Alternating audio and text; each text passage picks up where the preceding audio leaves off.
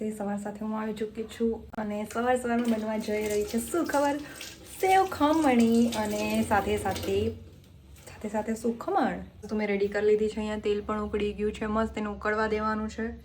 અને ખમણીની તૈયારીમાં કઢી લીમડો મેં બહારથી તોડ્યો મારા કિચન ગાર્ડનનો. ચટણી નથી તો ચટણી બી બનાવી છે, મે બી થોડી સિમિલર હશે. જગ્યા ઓછી હોય છે તો જગ્યા કરી લીધી. અરે યાર હાથ ભીના છે. તમે બી આવી ભૂલ ના કરતા. હાથ ભીના હશે ને રાઈ જો પકડી લીધી ને તો મસ્ત તળ બોલશે.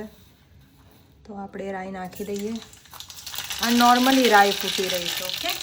અને જો તમે ભીના હાથે નાખી રાઈ તો પછી ભૂલી જાઓ કે વધારે તળ થાય. આપણે મરચાં નાખી દઈશું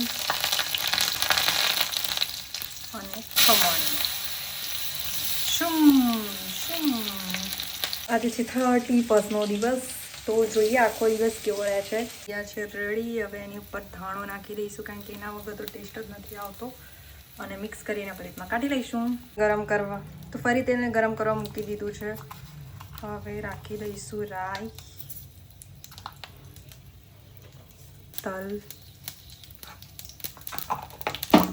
બી થોડા તતડવા આવે. રાઈ તતડી ગઈ છે.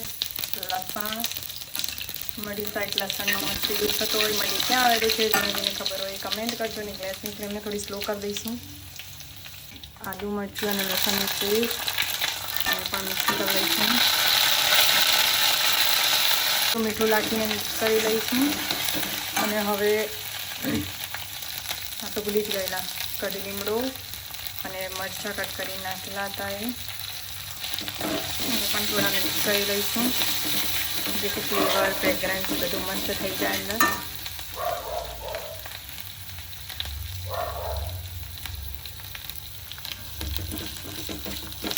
આ જે છે નાખી દઈશું ખમણી એટલે કે ખમણનો ભૂકો.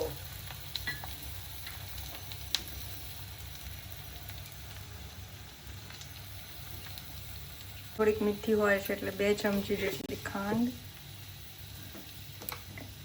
પાણી નાખી દઈશું અને મિક્સ કરી લઈશું. એ રેડી.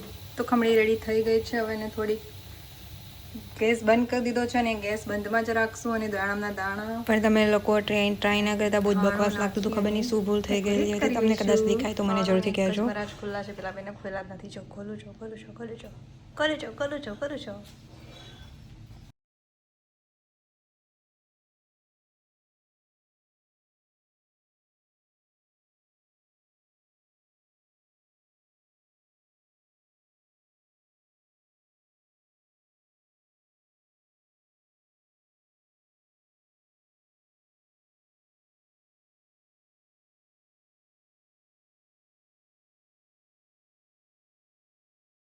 તો ત્યાર પછી પહોંચી ગયેલા હતા વિસરાતી વાનગીઓનો મહોત્સવ એટલે તે સાત્વિક ફૂડની અંદર. તો ચાલો જઈએ, બતાવું શું છે.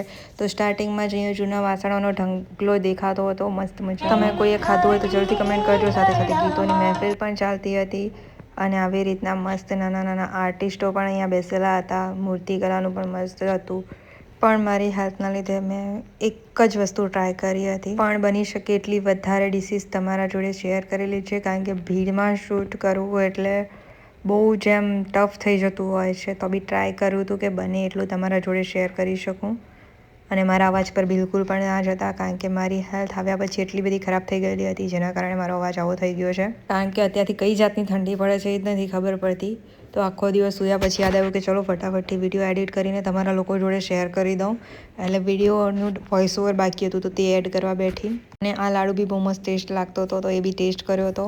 ત્યારબાદ આ બહેનો મસ્ત વલોણાથી છાશી કરતા હતા. અને સૌથી વધારે ભીડ ક્યાં હતી ખબર? ઉબાડિયાના કાઉન્ટર પર યાર. બધાને ઉબાડ્યું એટલું બધું ભાવે છે કે આમ ફટાકમાં જ ખાલી થઈ જાય છે. અને મેં ટ્રાય કરેલો હતો કશ્મીરી કાવો. ઠંડી ઉડી જાય બાકી.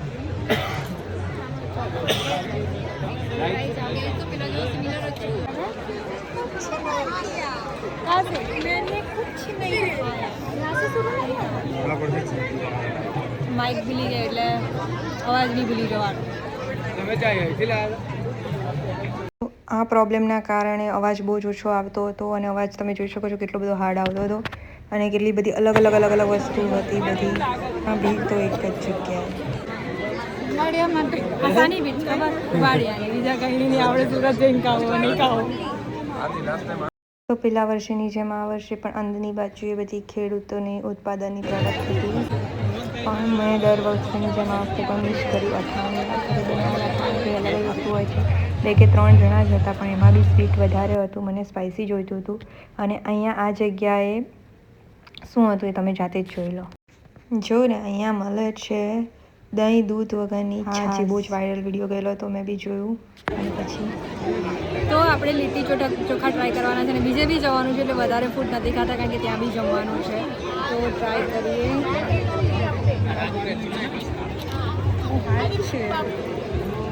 એમ તો સોફ્ટ જ છે પણ મારાથી નથી થયું.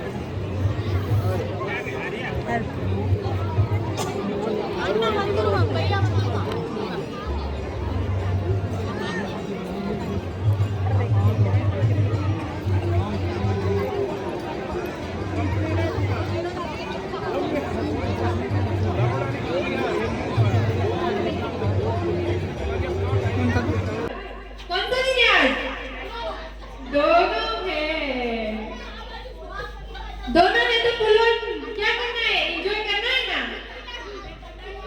लास्ट डे को स्पेशल और मेमोरेबल बनाना है ना. यस, तो हमारे તો અહીંયા જાદુના ખેલ બતાવતા હતા. ખેલ પછી ઠંડી સાથે સાથે મારી હાલ પણ થોડી થોડી લાગતી હતી. બીજી જગ્યાએ જવા માટે અમે નીકળી ગયા. તો આ જો કેટલો મસ્ત લાગતું. આ જગ્યા જોઈ કે નહીં, અને ત્યાર પછી મારી તો બેટરી ટોટલી ડાઉન હતી. તો ત્યાર પછી ઘરે આવી ગયા. ઘરે આવીને ટેરેસ પર થોડી વાર ફટાકડા ફૂટતા હતા એટલી વાર ગયા, પણ હું ફોન લેવાનું ભૂલી ગઈ. અને પછી તો શરદીને એટલી ખરાબ હાલત થઈ ગઈ કે આખો દિવસ ઊંઘી છું. અને ત્યારે જઈને હમણાં ઉઠી અને પછી એડિટ કર્યું છે, વોઇસ ઓવર આપ્યો છે. તો કેવો લાગ્યો વિડીયો કમેન્ટ જરૂરથી કરજો. યાર આટલી મહેનત કરતા હોઈએ છો તો આટલો સપોર્ટ તો કરવો જોઈએ નહીં યાર. આવી હાલતમાં બી વિડીયો શેર કરું છું. તો બસ અહીંયા સુધીનો જ હતો વિડીયો. મળીએ નવા વર્ષના. બધાને રામ રામ. બધાનું વર્ષ સારું જાય અને બધા ખૂબ પ્રગતિ કરે. ભગવાન માતાજીને પ્રાર્થના. Bye bye.